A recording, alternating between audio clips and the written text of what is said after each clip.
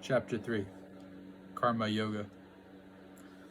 Arjuna said, O Janardana, O Keshava, why do you want to engage me in this ghastly warfare? If you think that intelligence is better than fruitive work, my intelligence is bewildered by your equivocal instructions. Therefore, please tell me decisively which will be most beneficial for me. The Supreme Personality of Godhead said, O sinless Arjuna, I have already explained that there are two classes of men who try to realize the self. Some are inclined to understand it by empirical, philosophical speculation, and others by devotional service. Not by merely abstaining from work can one achieve freedom from reaction, nor by renunciation alone can one attain perfection. Everyone is forced to act helplessly according to the qualities he has acquired from the modes of material nature. Therefore, no one can refrain from doing something, not even for a moment. One who restrains the senses of action, but whose mind dwells on the sense objects, certainly deludes himself and is called a pretender.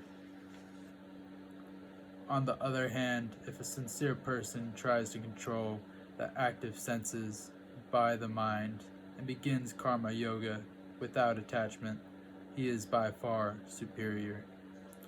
Perform your prescribed duty, for doing so is better than not working. One cannot even maintain one's physical body without work. Work done as a sacrifice for Vishnu has to be performed. Otherwise, work causes bondage in this material world. Therefore, O son of Kunti, perform your prescribed duties for his satisfaction, and in that way you will always remain free from bondage.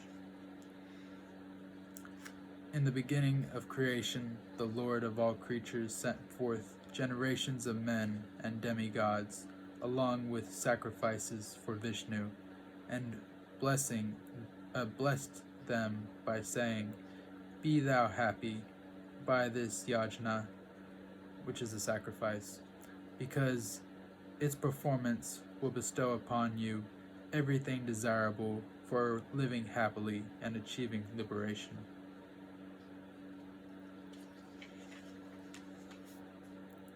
The demigods, being pleased by sacrifices, will also please you, and thus, by cooperation between men and demigods, prosperity will reign for all. In charge of the various necessities of life, the demigods, being satisfied by the performances of yajna, will supply all necessities to you. But he who enjoys such gifts without offering them to the demigods in return is certainly a thief. The devotees of the Lord are released from all kinds of sins, because they eat food which is offered first for sacrifice. Others who prepare food are for personal sense enjoyment, verily eat only sin. All living bodies subsist on food grains, which are produced from rains. Rains are produced by performances of yajna, and yajna is born of prescribed duties. Regulated activities are prescribed in the Vedas, and the Vedas are directly manifested from the Supreme Personality of Godhead. Consequently, the all-pervading transcendence is eternally situated in the acts of sacrifice. My dear Arjuna, one who does not follow in human life and the cycle of sacrifice thus established by the Vedas certainly lives a life full of sin. Living only for the satisfaction of the senses, such a person lives in vain. But for one who takes pleasure in the self, whose human life is one of self-realization, and who is satisfied in the self only, fully satiated, for him there is no duty,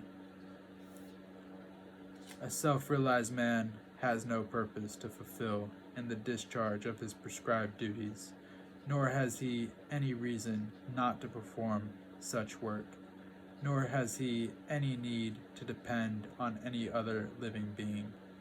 Therefore, without being attached to the fruitive actions, to the fruits of activities, one should act as a matter of duty, for by working without attachment, one attains the supreme.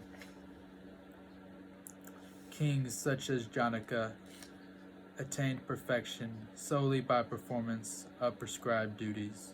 Therefore, just for the sake of educating people in general, you should perform your work. Whatever action a great man performs, common men follow, and whatever standards he sets by exemplary acts, all the world pursues.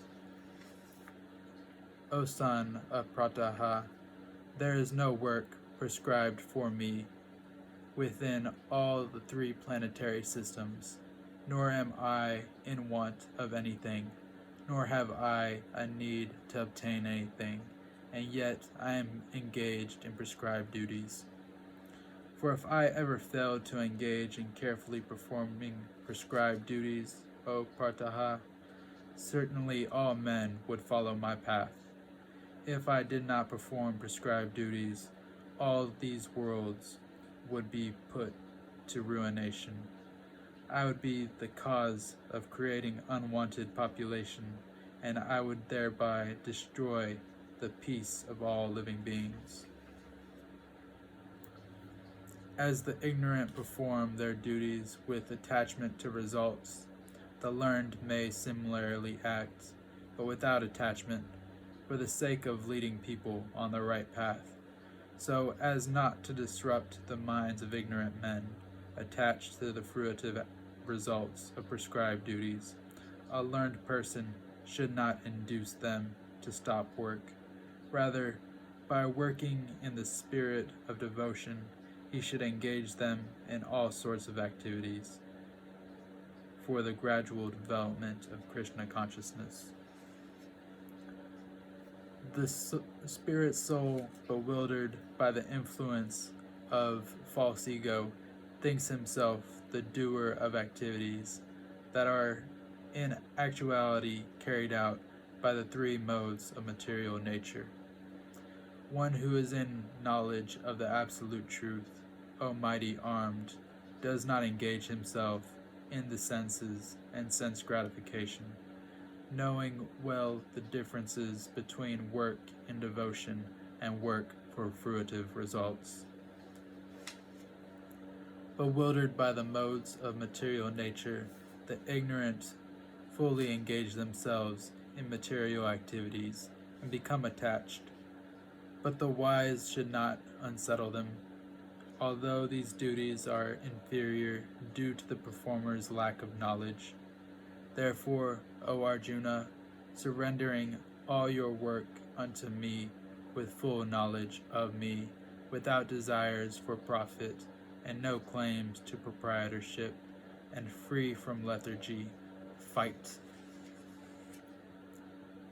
Those people who execute their duties according to my injunctions and who follow this teaching faithfully without envy become free from the bondage of fruitive actions. But those who, out of envy, disregard these teachings and do not follow them regularly are to be considered bereft of all knowledge, befooled, and ruined in their endeavors for perfection. Even a man of knowledge acts according to his own nature, for everyone follows the nature he has acquired from the 3 modes. What can repression accomplish? There are principles to regulate attachment and aversion pertaining to the senses and their objects. One should not come under the control of such attachment and aversion, because they are stumbling blocks on the path of self-realization. It is far better to discharge one's prescribed duties, even through futility, even though faultily, than another's duties perfectly. Destruction in the course of performing one's own duty is better than engaging in another's duty, for to follow another's path is dangerous. Arjuna said, O descendant of Varishni, by what is one impelled to sinful acts, even unwillingly, as if engaged by force? The Supreme Personality of Godhead said, it is lust only, Arjuna, which is born of contact with the material mode of passion, and later transformed into wrath, and which is the all-devouring sinful enemy of this world. As fire is covered by smoke, as a mirror is covered by dust, or as the embryo is covered by the womb, the living entity is similarly covered by different degrees of this lust. Thus, the wise living entity, pure consciousness, becomes covered by his eternal enemy in the form of lust, which is never satisfied and which burns like fire. The senses, the mind, and intelligence are the sitting places of this lust. Through them, lust covers the real knowledge of the living entity and bewilders him. Therefore, O Arjuna, best of Bharatas, in the very beginning, curb this great symbol of sin by regulating the senses, and slay this destroyer of knowledge and self-realization.